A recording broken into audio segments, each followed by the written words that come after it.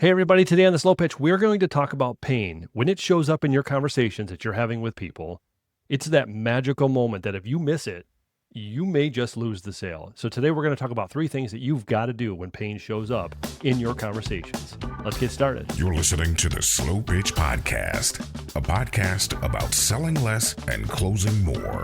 All right. So let's assume you're in a conversation with somebody and they are diving into their pains. They're like telling you all their problems. And if you just go, and then you move on, you're not going to do yourself any service.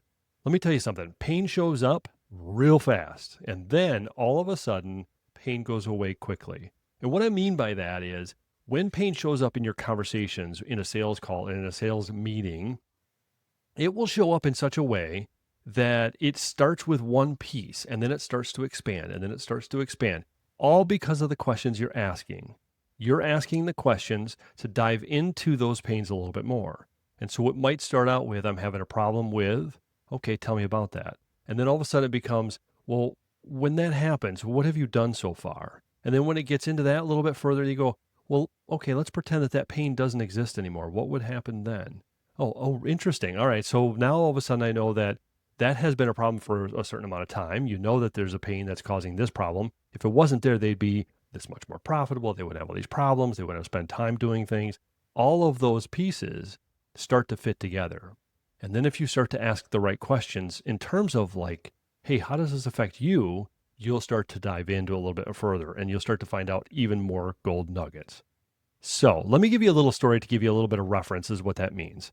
And I know there's going to be a little bit of a short story, but let me just make sure that you understand this is what I mean by pain shows up quickly and then just quietly goes away and you've just missed your opportunity. Let me back up to a time where I was getting ready for a trip. I was going on a golf trip and I was doing something the day or about 2 days before maybe of this trip. And I hurt my back. I couldn't pretty much stand up straight. It came on very quickly and it was a weird problem. I couldn't barely stand up. I had a problem if I laid down, I couldn't lift my legs up a little bit. It was very weird. Something was not right. So I called a chiropractor that I knew and said, hey, I need some help. And they did some things for me. But he says, I don't know if you're going to be able to get this trip in. You're going to have some pain while you're there. He says, you're probably going to need some medication too. But let's do these few things. That'll get you more realigned. And then we'll do the other things when you get back. I said, okay. Then I called my other doctor and he gave me some medication that was going to help me with this pain and help me recover a little quicker. Okay. So meanwhile, 2-3 days before this trip, I was very intent on fixing this problem. I had booked a trip. It was out of town. There were several pieces that were going on that I needed to make sure that I lined up and got onto my next flight and all that good stuff. So all of that to say, if I had gone to those doctors and either one of them or both of them had said, tell me about this trip you're going on. What are you doing? Oh, that sounds like fun. How much have you put in and invested in this trip? What happens if you can't make this trip? What if you just rescheduled it? All these things were impossible. I needed to make sure that I could get on the trip. It was a sunk cost for me. It was urgent, right? So instead of one doctor maybe charging me $50, $60 for one thing or a doctor's appointment, maybe it's $100, right? Instead of spending that, if they had gone through all those questions and found out my pain was so significant and that I wanted to go on this trip so bad and that I had sunk costs, they could have said to me, boy, it's going to cost you $500. Now, I share with you because the difference between somebody ready to buy and saying, take my money, is the difference between how much pain they have and how much pain they don't have. So I fast forward, I go on this trip, my pain slowly starts to disappear. I feel very good about my decisions. It cost me very little to get there. I was grateful for it, yes. But my pain started to disappear just quietly. And next thing I know, I'm out golfing and I'm not having any pains anymore. And that's kind of dramatic to me, but like, think about the time frame that it came on and how quickly it came on versus over the next few days, it started to get progressively better and it started to disappear. And had I just waited a day or two, I might have been fine. Had I not taken medication maybe all that stuff could have happened. Maybe it couldn't have. But the difference is I would have made that decision to spend or invest more to fix that pain so that I could go on a trip. And that's the difference between a good salesperson and an average salesperson. Knowing when to ask all the right questions and talk in terms of pain is the critical piece. That's one of those features. So the first thing you want to do when you get into a pain conversation is make them explain it to you. What is the pain? What are the problems? All of the things so you really understand what that is. The second thing you need to do is push back.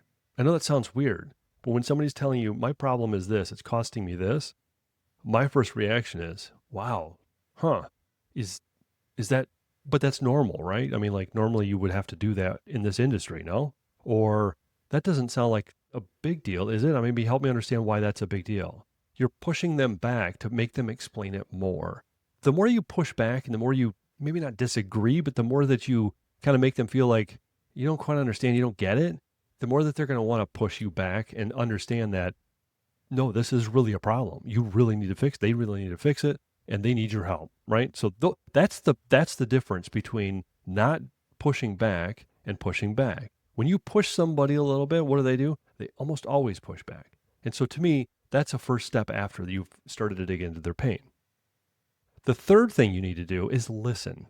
Listen like crazy. You need to listen, shut your mouth. If they start talking about pain, shut your mouth. Listen, ask a few questions, clarifying questions if you need to. Listen. But the next piece of that listening is, and this is the most important one, which is the third one, is nurture. Get them to understand you get it. You understand them. You understand what they're saying. You feel their pain, so to speak, right? You get what they're going through because you've seen this before, and it becomes a very nurturing conversation. If you have kids and your little boy, little girl falls down on their bike, you don't say, "What are you doing? Why are you falling down?" You say, "Oh, are you okay? You'll be okay. We can do this again. Let's try it again." You're nurturing. You're helping them learn. You're helping them grow. You do the same thing in a sales call. You have to make sure that they understand you're there for them, that you understand what they're doing, and you're nurturing them. When you go through those steps, they feel like you get them. They feel like you understand them. They feel like they're comfortable talking to you. That is a critical component.